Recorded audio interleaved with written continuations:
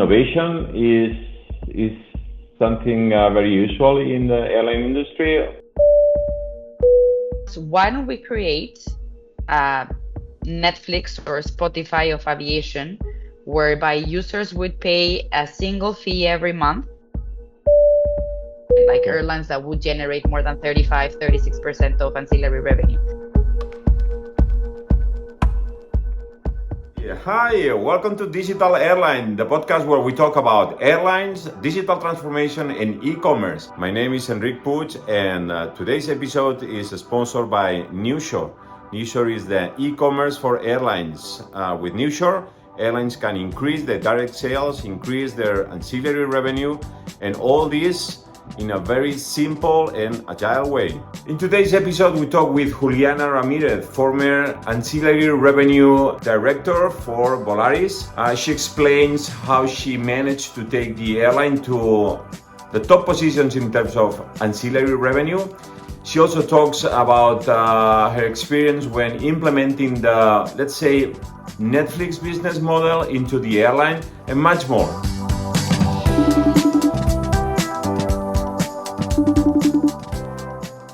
Juliana, so great to meet you again. How are you doing? Hey, Enrique, likewise. Doing great. Really very good from the side of the world, and super excited to be here with the Digital Airline community and audience. Thank you very much for the invitation. No. Thanks to you for joining us in this the very first issue of our Digital Airline podcast. I'm really excited about this, and I wanted you to be our first guest because I know you have a lot to say about our industry, and you've been very innovative. But Juliana, thanks, Enrique. Juliana, before we start, for those that maybe don't know you, could you tell us a little bit about your background, and more specifically, how did you get to the airline industry? For sure. I feel so special opening up this podcast. So again, thank you so much. I feel very humbled. Well, yes, I'm passionate about the airline industry, of course, and the travel industry in general. To be super honest, since I was little and I was studying industrial engineering, I was always super keen of two things: the airline industry, the travel industry, and obviously the innovation and design thinking. I've always considered myself a woman of ideas. So after I graduated in school in Mexico, I joined right away Volaris. Volaris Airlines is the ultra low cost carrier in Mexico, with the biggest market share right now and the leader in Mexico. And at that point, it was 2010, and Volaris had a new project with a different value proposition that was typically given in the Mexican market. So I was driven right away by those two passions, travel and innovation. So I joined when the airline was starting, little by little growing. I started managing alliances, then projects that would be important for the airline in terms of revenue generation.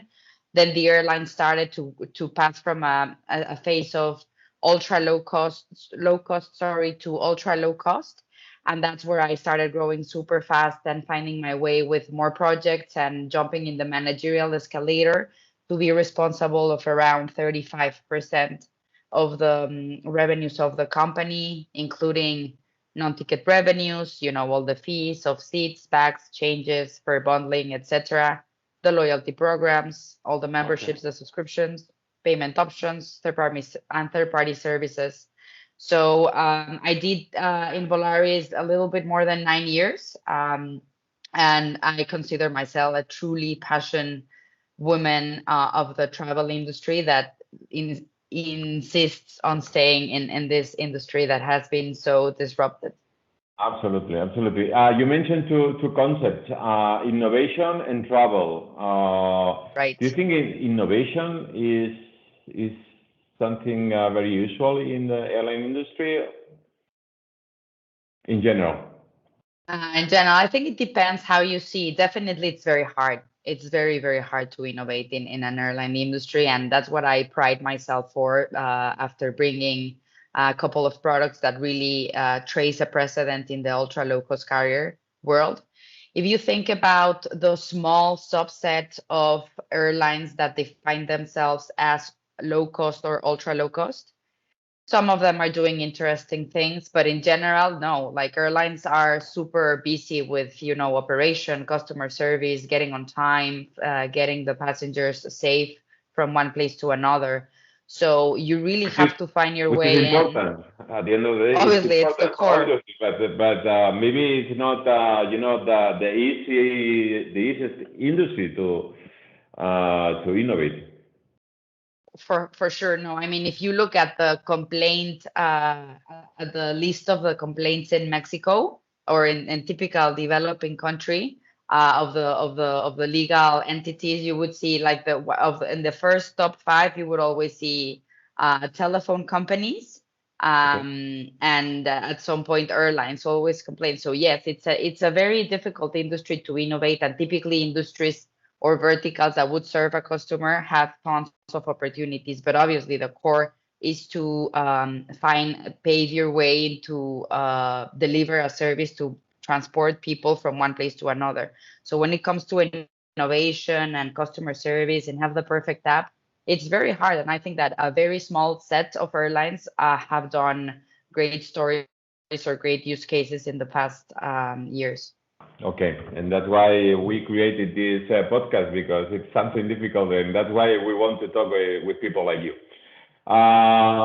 Juliana, the first time that we met at Volaris, I remember that you told me about something that at that time I said, well, this is interesting. You mentioned the concept ancillary roadmap. Right. And not only the label, but the concept around, right? Could you tell us a little bit about that, the ancillary roadmap? What was that? How do you define the ancillary roadmap? Yes, for sure.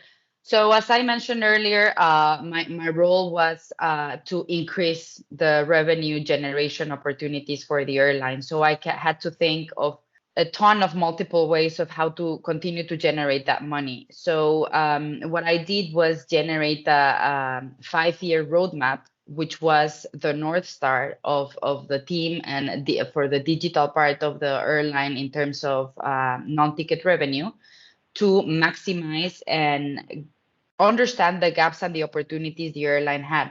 So when I explained that roadmap, I said it's important for anyone to understand the phases or the user experience phases, right? So this roadmap was essentially a plan to maximize all the products you have and the new products you were going to launch throughout two dimensions. First, the phases of booking or the phases of the user experience and all the channels and the real estate you have. So the phases of booking obviously have been defined for some players or not, but for me, they were the dreaming phase when the user is navigating, thinking about booking, comparing prices or not. Then the booking, when essentially the user will book the flight in your website. The confirmation page or the confirmation moment when the booking is confirmed and the passenger number record or the PNR is it's created. Then the Uh-huh. pre-flight, which is all the moment before, after the booking confirmation and before the flight. Then there's a check-in window depending on where you're flying, 24, 48, 72 hours, flight and post-flight. So you have all these moments and then you have all the channels. So this roadmap essentially thought about, okay, when does it make best sense to sell a seat? When does it make best sense to sell a bag, a check-in, a bundle, an insurance, a hotel, a car? So you come to see that typically a low-cost carrier, Volaris, that is one of the top 5 low-cost carriers in terms of how much ancillary they do, ancillary money they do as a percentage of total revenues. You have airlines that have more than 60, 80 products. So how do you prioritize and how do you manage the moments and the real estate you have between the different phases or these micro moments that then you can start trickling down And this is the roadmap I built. So whenever I was trying to, think about a new product or a new idea or a new A/B testing that I wanted to do, you had to think, okay, where's the roadmap? What are the consequences of me cross-selling a car here versus a new product that I'm going to launch? Like, it's always a trade-off, and you have to be very clear in terms of this magical roadmap on which was essentially like a card, a letter to Santa Claus, because it's almost impossible to have the perfect roadmap, right? Yeah, that's great. Do you think Volaris at this point was sort of different from the industry in general, some other airlines? Would you say that your role was sort of very singular, or did you find your peers in some other airlines at that time? Yeah, it's a good question. I would say that within the years I was two things. So the first thing is, obviously not all airlines are built equal. So when you speak to a legacy airline versus a low cost airline versus an hybrid airline, you would see that sometimes the departments are totally different from the ones you are in, right? So depending on that, I think different things happen. And then I think one of the factors that affects also a lot is the stage where the airline is in.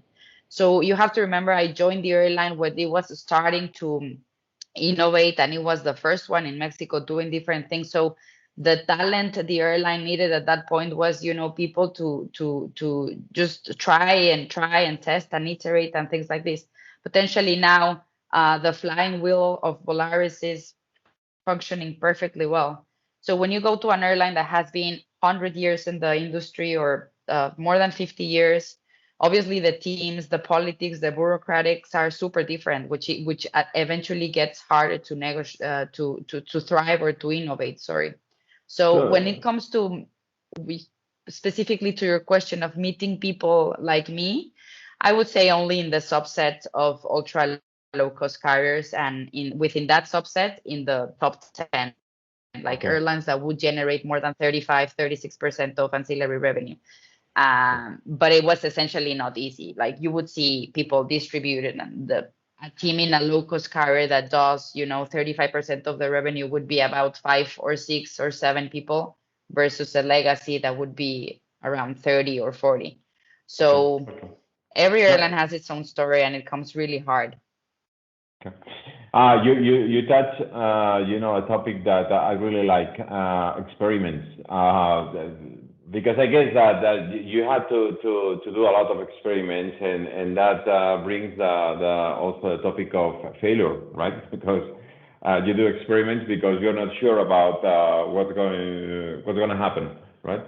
So Yeah. would you say that you at that time Volaris and your organization, you guys were sort of allowed to fail, allowed to do experiments, allowed to try out different things. How do you say that? How did that work? Yes. I think the key was that, obviously failure was not the ideal, but in my team, we were very open to failure. Like, we failed, you have no idea how many times. Like, the way we saw failure was, okay, once you fail, you get faster to learnings and to interactions that eventually will create value for the customer or for the company. So eventually, not all the products and ideas were successful. Some were very hard to implement given the resources or zero resources that we had. Some were very early to the market and did not work, did not convert. Some of them were very badly implemented. Some were just not attractive to the market. But ideally, all of those learnings in that point or in those years helped me build stronger products, understanding the feedback of the users better. And I can definitely tell you that two or three products that we launched that were amazing came from a set of failures. But I would say, obviously, you have to be very smart when it comes to fail, right? You have to do proper A/B testings. Like, sometimes I remember we just put some buttons in the website. For example, where we moved the subscription, the B Club subscription, which is the Fair Club. before moving it to a membership option based to be a monthly subscription base. Obviously, for us in our heads, it made a lot of sense to have an option of a membership to be able to pay a smaller bill, let's say 1 peso, 10 pesos per month instead of 500 pesos per year. And as much as sometimes it makes sense for you in your head as a hypothesis, you have to try it out. So at some point, I remember for this case, we just put a button to see if users were willing to do this. But obviously, the button or this testing was not for 100% of the traffic. It was a controlled testing and flexibility for 20, 40% of the traffic. And this is how we iterate a lot. But building these cases internally, it's never easy. You have to be able, to prove your point and to have a clear hypothesis that you're going to test.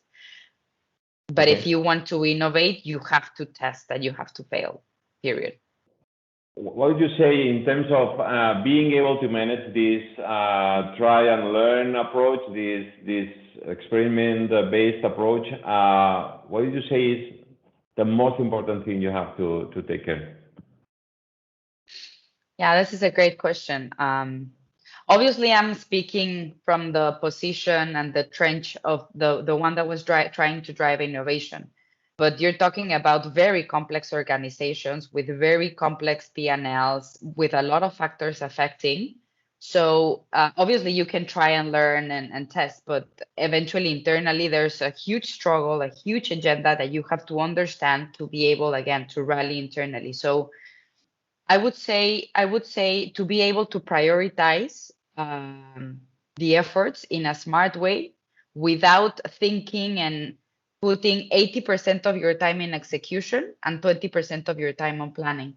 So I remember how we used to do it internally is I would build a matrix of prioritization, and the prioritization would be key. So how I build this matrix, and I still use this matrix now for different for my future roles that we're going to talk about potentially further on. But it's essentially in the x-axis, you would have the revenue potential of the initiative that you have. And on the Okay. y-axis, you have the complexity. Okay. So you have 9 boxes in this matrix, and you place all your initiatives there. Obviously, you want the ones that are least complex to implement, but with high revenue potential. Those are the no-brainers, right? But Okay. after you finish all no-brainers, you have to start like figuring out how to measure the revenue potential of these other initiatives that are great and every single airline wants to implement. But the complexity is super high, and these complexities come with a lot of trade-offs that you have to do. So being able to measure every single initiative in the right proportion was key in an organization that obviously is constantly iterating and moving fast and with very high stakes, given that it's listed in the New York Stock Exchange. You have to be able to quickly move and say, okay, these are the 10 initiatives that we're going to focus this quarters. And you will always have a ton of other initiatives flying around that you have to be able to move and trade off. You covered another important topic, metrics. Did you have some sort of North Star metric that you look at, every time? Which one was the most important for you, if any? 100%, yes. So there was a North Star flying wheel virtuous circle that was very clear for everyone in the company that I can talk about it a little bit. And it's obviously public information. But to me, as ancillary revenue head responsible, there were 2. Ancillary revenue as percentage of total revenue, this 35, 36, 38. I believe the airline is around 39 today. So that percentage was looked at on a daily basis or weekly basis. And Okay. the second one is ancillary revenue per passenger. So how many Okay. pesos or how many dollars would the airline have per passenger? For these 2 metrics, I had to live in. And obviously, I had a ton of nice ideas and initiatives, and people came to me saying, why don't we sell on board, these advertising of this new agency and this new hotel, and they thought it was a lot of money. But when you manage such a big chunk of the total airline revenue, you have to go with the big items, right? So, or for example, when Amazon and Airbnb and Booking and Uber, Didi joined Mexico, like for the first time, obviously they wanted to build some type of partnership with you. And the idea of execution was great, but you had to be very careful on, okay, what are you going to prioritize? So my two North Star metrics, the ones that I was measured every single day, every single month, and not only that, like my bonuses were part of those numbers, was that. And the good thing about that, it was that it was not only those metrics for my team. The whole company had a flying wheel, and one of the 5 steps of this flying wheel was more ancillary revenue. And the metrics for my ancillary revenue were these two. So part of the variable compensation of the company was given out of this number as well. So this way, kind of the Really important. organization, it's super important. Obviously, there are, a lot of things happening here and there that you have to manage when it comes to KPIs internally. But everyone knew in the organization after some years that ancillaries were key and they were giving us our jobs. So Okay. I that get it. helped. Juliana, you obviously you enjoy your time at Volaris, but let me ask you, which is the project or the product that you enjoy the most, or the one you feel the most proud about? Yes. I debate between two, but I think for sure the one that I enjoyed and feel most proud about is the subscription service product we called VPass.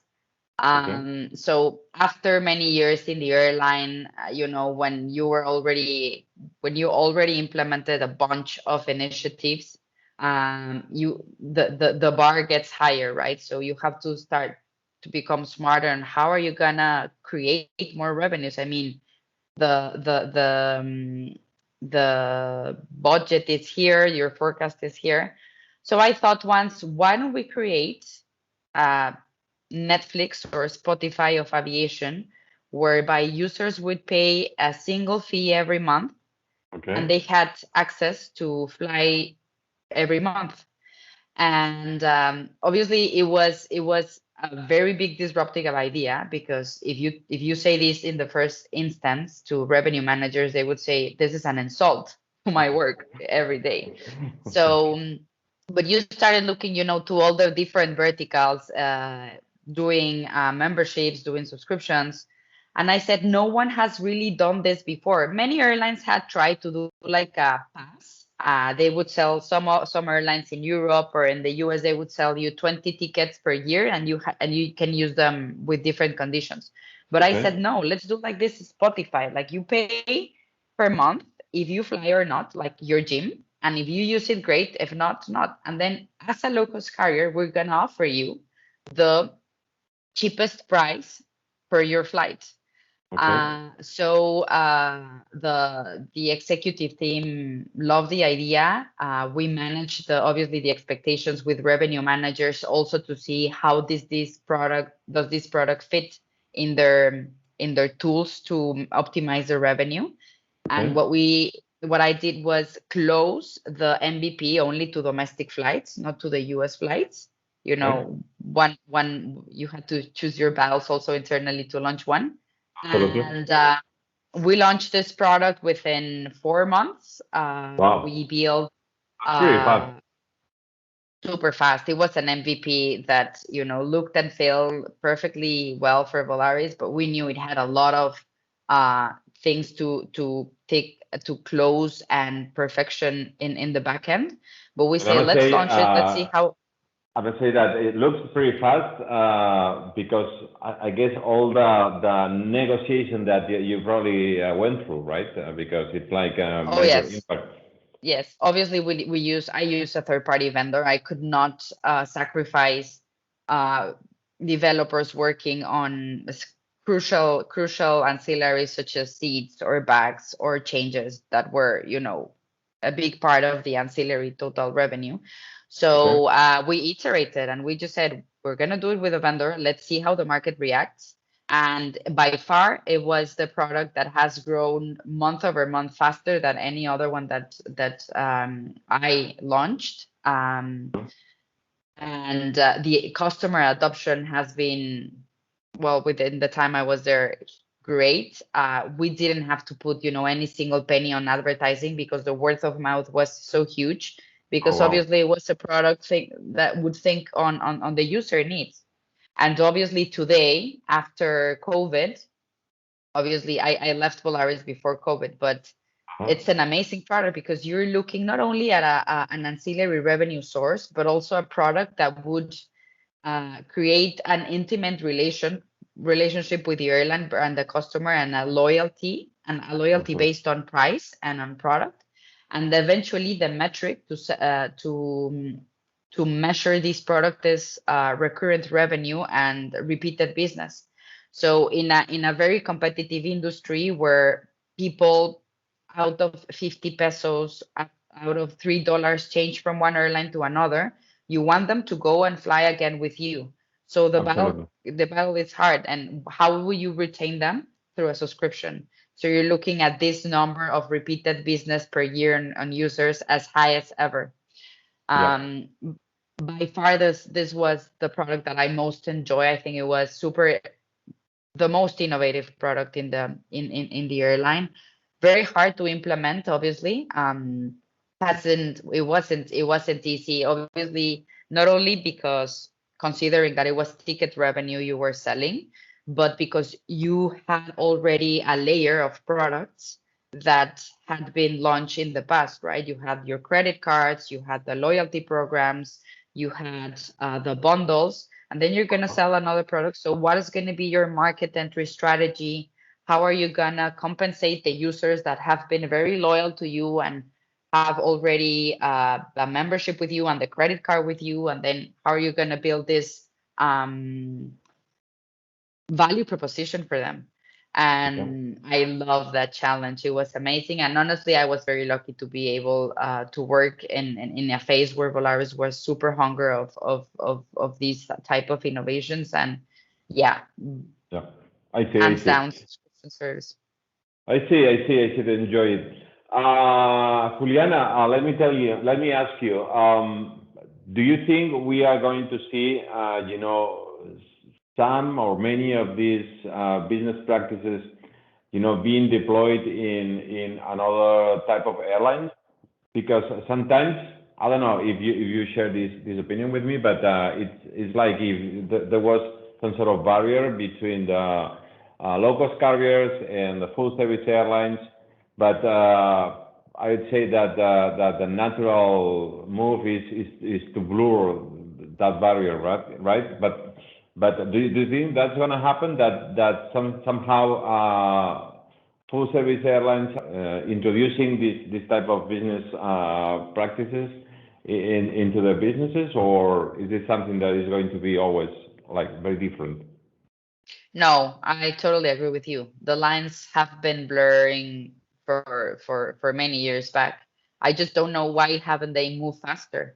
In my experience, I see, typical legacy carriers starting to do more and more cross-selling, more and more bundling, more and more different, strategies of distribution to get more users to buy directly from their website.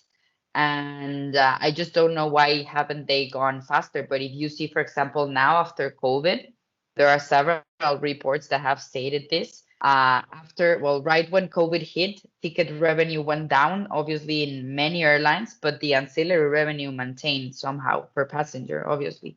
So of course, to me it makes like 100% sense for airlines to start distributing their revenue sources with different verticals within the industry. I mean, they have the user that has the first intent of booking. Typically, when you travel in general, obviously it changes in depending on the country, but it's always the flight. So the opportunity to capture more share of wallet, it's imminent. So for sure, I mean, I've seen big airlines, legacy airlines, airlines that have been in different markets in Europe, in Asia, in America, um, start more and more with the basics. Okay, Basics and meaning seats, bags, etc. do you think COVID is helping with that? Do you think COVID has somehow awaked, airlines that were sort of reluctant to incorporating this? 100%. Yes. Like definitely now after airlines are depending on the region struggling with the COVID effects, they have much more pressure from their investors to maximize revenues, right? So if you have one customer and you used to sell him or her this product, why don't you sell them 15? And then maybe the conversion rate is slow, but sorry, it's not slow, maybe the conversion rate is low, but then you can capture more share of wallet, be it a leisure traveler, a business traveler, a leisure traveler, now this nomadic generation, 100%. There are obviously many initiatives that are no-brainers and that I see airlines doing them because it costs them zero. In this graph that I told you, like low implementation costs, Yeah. low complexity, and high revenues, these are the ones that I see people doing more and more. But the harder ones, capturing more share of wallet, capturing more um, value out of the leisure from hotels, for example, from car rental, from insurance, the equation starts getting harder. But for the basics, yes, obviously it has been happening before COVID, and I see it now faster. Juliana, I've always been curious, and I wanted to check this with you. I've seen many times that when thinking about acquiring their digital distribution solutions, many airlines will focus very much on the back office side of the PSS.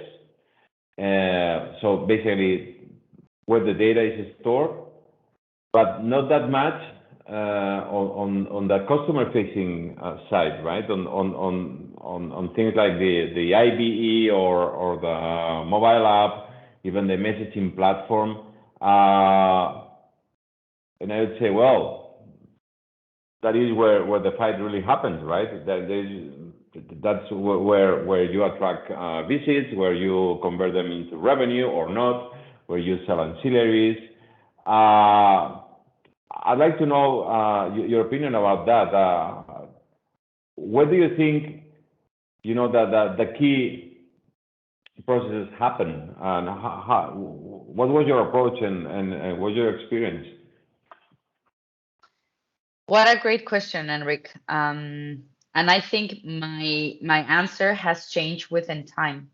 So when I was in Volaris, I participated actually when we moved from one PSS to another one, and it was Sabre for Naviter, and me as an ancillary head having to manage different projects with one versus another was completely different. Like after we changed from the old system to the new one, I was able to implement super fast. Once we got, the training of the PSS, the facility that the user interface of the PSS did to me by creating, different fees, implementing them was a 0 to 1. But now after I have left the industry, properly airlines, but now that I have like furthered and strengthened my knowledge on distribution through the hospitality side and system side, I think it's just a matter of how can I say cost how do you say tradition, because typically airlines what they do is they look up to airlines that have good use cases. So if you see, okay, and obviously the vendors of the PSS do a good job, right? Okay, these 10 airlines are generating this much of ancillary revenue and the operational stats are here and they're using this system. Obviously, you as an airline, you want to have control, you want to have everything perfectly well on a dashboard and manage, from one team to another and visible to everyone.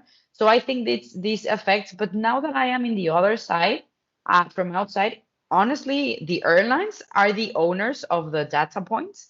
The airlines know, I mean, they are moving the customer from one point to another, and they are relying so much in intermediaries to distribute their product and distribute and sell and convert, that really, I think there's a humongous opportunity on just not giving that much weight to that decision, but really making sure that they have the proper architecture and structure between their back end and their front end to be able to convert as much. So, and also to differentiate from other customers, because when you compare yourself to the top other legacy or the top other ultra low cost carriers, they're potentially using the same system than you. So the amount of effort you can do, it's the same that the other one can do. So how are you going to really build a difference in your market? Try and really converting in the front end, which is what matters, not only in your desktop and responsive version of the website, but your app, your Manage My Booking widget, the mailing, and all the touchpoints that you have are super crucial. So, in a nutshell, when I was inside, I would say it was a crucial decision. Now, I do think it has some weight, but at the end, the information is there. It's just data points that if you get the right architecture done well, you can really master the personalization and build high-end front solutions for your eventual users. Okay, so let me ask you this question now. Let's talk for a minute not about airlines, but about something everybody knows about Amazon, right? Would you say Yes. that Amazon is warehouse oriented or customer oriented? I'd say it's customer oriented, right? Oh, yes. I mean, Although they look have at the and they flying manage, wheel. yeah. Yes, yes, yes. Although they have or manage or own, like thousands, I don't know, millions maybe of warehouses around the world. But do you think airlines are customer centric, or they are?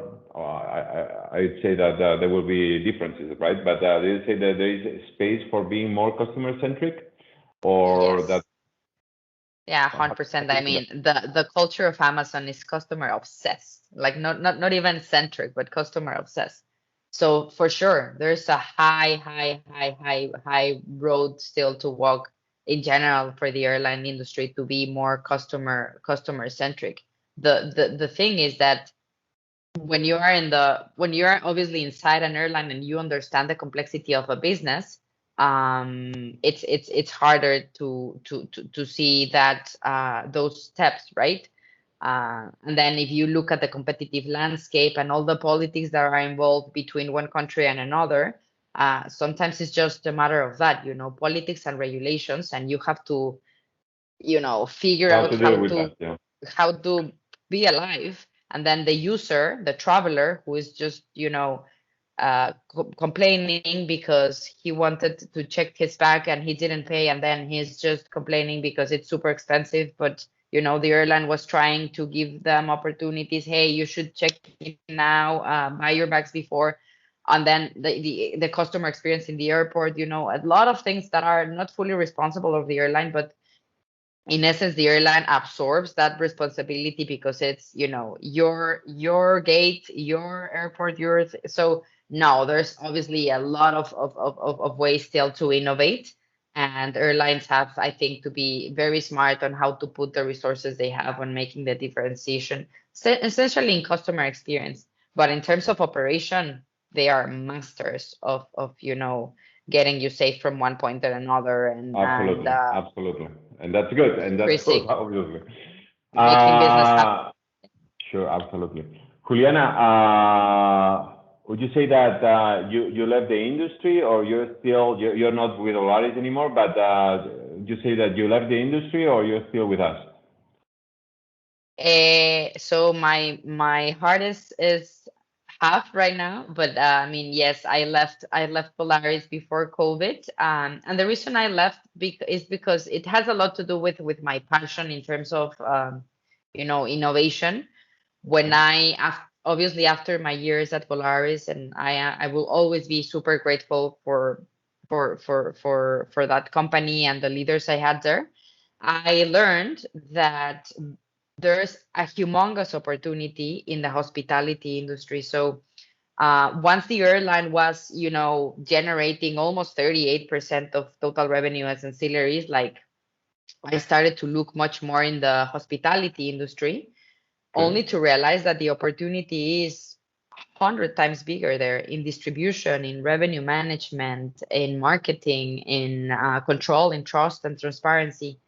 So at the end of my career in Volaris, I launched an OTA for the company, and I Okay. started talking to have very intimate conversations with big hotel chains in the country and in the region to realize that.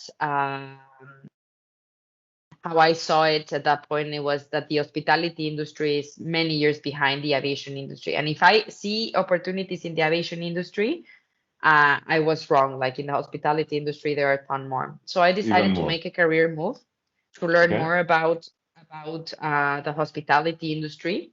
I joined a hospitality startup, and then Ako- huh? Can you tell us? Can you tell us about them? Of course. So I joined the hospitality startup, and when I was there, I from the hotel perspective, I also learned a ton, not only from the seller and the distributor perspective, but from the hospitality perspective. When it comes to distribute your hotel, distribute your rooms, it's such an untransparent um, horizon and ecosystem that essentially works only to give money or to give revenues to the intermediaries and the gatekeepers.